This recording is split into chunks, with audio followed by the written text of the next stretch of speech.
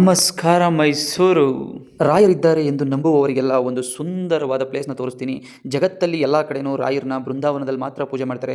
ಈ ಸ್ಥಳದಲ್ಲಿ ರಾಯರು ಮೂರ್ತಿ ರೂಪದಲ್ಲಿ ಸಿಗ್ತಾರೆ ಕಣ್ರಿ. ಅದೊಂದು ಮಾತ್ರ ತುಂಬ ವಿಶೇಷ. ನಂಜನಗೂಡಿಗೆ ಮೈಸೂರಿಂದ 23 ಕಿಲೋಮೀಟರ್ ನಂಜನಗೂಡಿಗೆ ಹೋಗೋರು ಈ ಒಂದು ರಾಯರ ಮಠನ ಮಿಸ್ ಮಾಡದೆ ನೋಡಬೇಕು ಕಣ್ರಿ.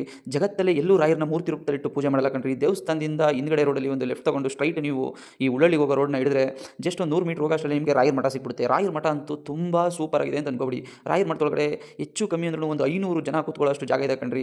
ರಾಯರ ದರ್ಶನ ನನಗಂತೂ ಸೂಪರ್ ಆಗಾಯಿತು.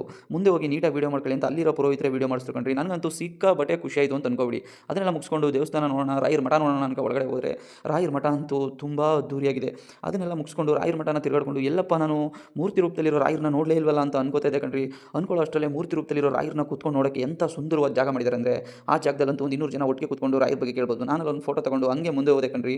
ಮಂತ್ರಾಕ್ಷತೆ ಗೊತ್ತಲ್ಲ, ತುಂಬ ಒಳ್ಳೆಯದು. ರಾಯರ ಮಠದಲ್ಲಿ ಸಿಗೋ ಮಂತ್ರಾಕ್ಷತೆನ ತಿಂದರೆ ಯಾವುದೇ ರೋಗ ರುಜಿನ ಇದ್ದರೂ ಹೋಗುತ್ತೆ ಅಂತ ಎಲ್ಲರೂ ಮಾತು. ಅದಾದಮೇಲೆ ಅದನ್ನು ತಿನ್ಕೊಂಡು ಅಲ್ಲೇ ಒಂದು 5 ನಿಮಿಷ ಕೂತ್ಕೊಂಡ್ರೆ ಪಕ್ಕದಲ್ಲೇ ವಾದ್ಯನಾದ ನಡೀತಾ ಇತ್ತು ಕಣ್ರಿ. ನಿಮಗೆ ಗೊತ್ತಲ್ಲ ಫ್ರೆಂಡ್ಸ್, ನಾನು ಸ್ಟಾರ್ಟ್ ಮಾಡೋದು. ನೀವು ಯಾರೇ ಕಮೆಂಟ್ ಹಾಕಿದ್ರು ನಿಮ್ಮೂರಲ್ಲಿರೋ ದೇವಸ್ಥಾನದ್ದು ವೈಭವ ಮತ್ತು ನಿಮ್ಮೂರಲ್ಲಿ ನಡಿ ಆಚರಣೆನ ಎಲ್ರಿಗೂ ತೋರಿಸೋ ಆಸೆ. ನಿಮಗೂ ಆಸೆ ಇರುತ್ತೆ ನಮ್ಮೂರು ವೀಡಿಯೋ ಈ ಥರ ಬರಬೇಕು, ನಮ್ಮೂರು ವಿಶೇಷತೆಗಳನ್ನು ಜನ ತಿಳ್ಕೋಬೇಕು ಅಂತ. ಅದಕ್ಕೋಸ್ಕರ ನೀವು ಮಾಡಬೇಕಾಗಿರೋದು ಇಷ್ಟೇ. ಈ ವಿಡಿಯೋಗೆ ನಿಮ್ಮೂರು ನೇಮು ಮತ್ತು ನಿಮ್ಮೂರು ದೇವಸ್ಥಾನ ನೇಮನ್ನ ಕಮೆಂಟ್ ಮಾಡಿ.